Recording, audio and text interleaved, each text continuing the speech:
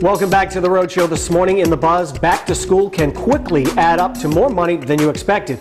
This year, the National Retail Federation expects parents to shell out $84 billion for their students. That's a 14% increase compared to last year, and the fastest increase since 2003, making it the second biggest consumer spending event.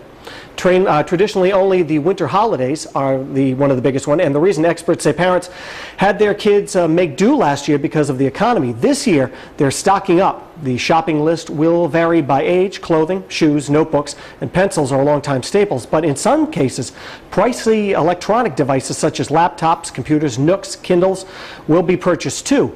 And this year, 40% of parents, the highest amount ever, are buying for school on the internet.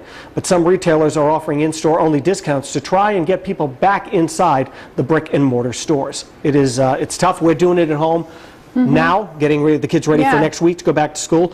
We are about 2 pair of sneakers deep, a couple of those Tom shoes. But they are great because you give back another pair to a needy kid. Of course. That's what I was thinking when I went out and spent it. It's all right, girls. I'm with you. Pants, the shirts, everything, because the kids grow so fast that they need something new every year.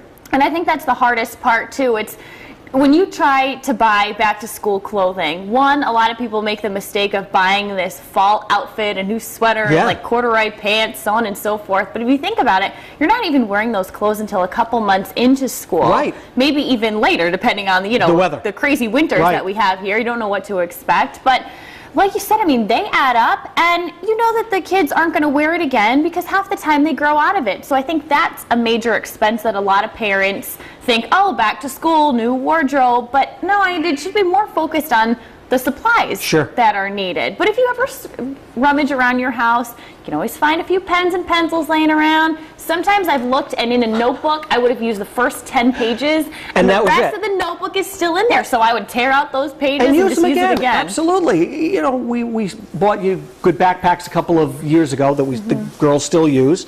So that's one thing, but they grow very fast. In our case, we're very lucky because we're able to pass down my oldest daughter's clothes to my youngest daughter, and they're new to her. They are always in good condition because most kids wear things once or twice and then they're done with them. Right. But it's really expensive. Last weekend, it was a lot of money. It's a lot of money, and you see a lot of parents running around looking for bargains.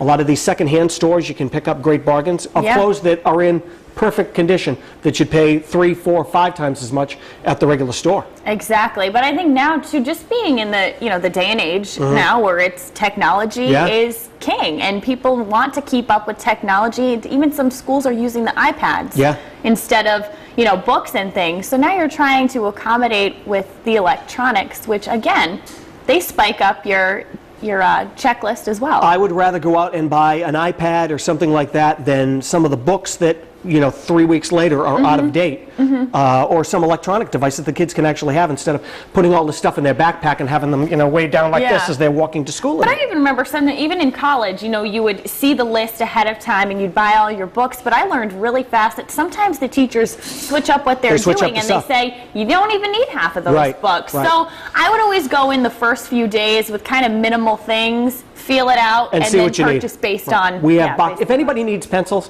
we have boxes of pencils from every birthday party. Are they mechanical pencils? We have some mechanical pencils and every other pencil you need. We got it. I will take one. Okay. All right. Of course, our Facebook friends are weighing in on this. A lot of comments today. And Carmen Leah Wiggins has some advice. She says, buy all the basic school supplies each week in the summer when they are on sale. That's the best way to budget. That's a good idea. Cheryl Devlin also commented saying, I can't believe the kids nowadays have to purchase their own supplies. What's up with that? I sent my 3 grandkids $20 to help them pay for things. That's tough.